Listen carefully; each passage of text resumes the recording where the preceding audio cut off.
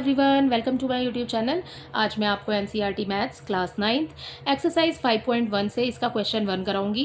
देखिए क्वेश्चन 1 है, which of the following statements are true and which are false. ठीक है, ट्रू फॉल्स बताने हैं इस क्वेश्चन में आपको। Give reason for your answer, आपको अपने आंसर के लिए रीज़न भी देने हैं। ठीक है, ओनली इसका फर्स्ट है, only one line can pass through a single point. आपको बताना है ये ट्रू है या फॉल्स है। So this statement is false. इसका रीज़न ये होगा कि देखिए, अगर आपके पास में एक गिवन पॉइंट है, ठीक है, तो आप क्या उससे only you can draw only one line. क्या हम सिर्फ एक लाइन बना सकते हैं? नहीं, इससे तो पास हो सकती है काफ़ी सारी लाइन। ऐसे भी हो सकता है, ऐसे भी हो सकता है, ऐसे भी हो सकता है। ठीक है, तो बहुत सारी लाइन्स पास हो सकती हैं एक गिवन पॉइंट से। ठीक है, तो यहाँ पर इसका आंसर हो जाएगा false. This statement is false. ठीक है, अगला देखिए, there are an infinite number of lines which pass through two distinct point. यहाँ पर बिल्कुल ऊपर वाले का उल्टा दे दिया है आपको। देखिए, आपको 2 पॉइंट्स दे रखे हैं। ठीक है, यहाँ पर आपको 2 पॉइंट्स दिए हैं, इसमें बोला है there are infinite number of lines. ठीक है, तो बहुत सारी लाइन्स गुजर सकती हैं इससे। नहीं, ये हमें एक पॉइंट दिया हुआ है इस टाइप से, तो we can draw only one line from these 2 points. ठीक है, अगर हमें ये पॉइंट्स इस टाइप में दे रखे हो तो हम ऐसे ड्रॉ कर सकते हैं। ठीक है, ऐसे दे रखे हो तो हम ऐसे ड्रॉ कर सकते हैं, but we can only draw only a single line from 2 given points. ठीक है, तो this statement is false also. ठीक है, नेक्स्ट देखिए, a terminated line can be produced indefinitely on both sides.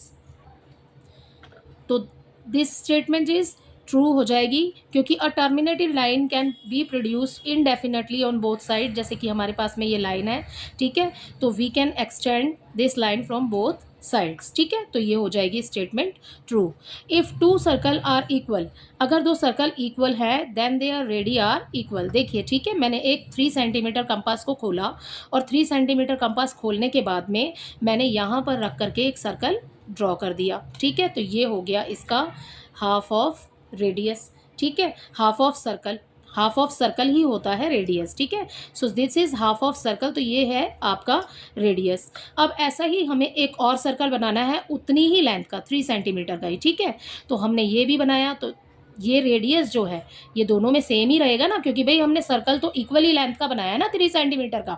ठीक है, इफ़ 2 सर्कल आर इक्वल, अगर दोनों सर्कल बराबर है, 3 सेंटीमीटर लेंथ के ले लिए हमने एग्जाम्पल में। ठीक है, then their radius are equal, so इनके रेडियस भी इक्वल होंगे। ठीक है, so this statement is true. ठीक है, नेक्स्ट देखिए, in figure 5.9 if A B equal P Q and P Q equal X Y then A B equal X Y. ठीक है, आपको फिगर लेना है। देखिए, यहाँ पर ए बी की मान लीजिए लेंथ है यहाँ पर 5 सेंटीमीटर। ठीक है, आपको ए बी दिया है पी क्यू इक्वल, तो ए बी की लेंथ है 5 सेंटीमीटर, तो हम इसको भी मान लेते हैं 5 सेंटीमीटर। ठीक है, और यहाँ पर पी क्यू कितना है 5 सेंटीमीटर, और पी क्यू इक्वल है एक्स वाई के। ठीक है, तो ये भी 5 सेंटीमीटर हो गया, तो तीनों ही।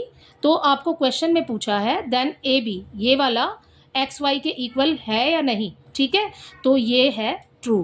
क्यों? क्योंकि हमने जो एग्जाम्पल में 5 सेंटीमीटर माना है इसको, ए बी इक्वल है पी क्यू के, तो ये दोनों इक्वल हो गए, और पी क्यू इक्वल है एक्स वाई के, तो पी क्यू की लेंथ जितनी होगी वही एक्स वाई की लेंथ होगी, और इस तरीके से ए बी जो है वो इक्वल हो जाएगा एक्स वाई के। सो this statement is true also.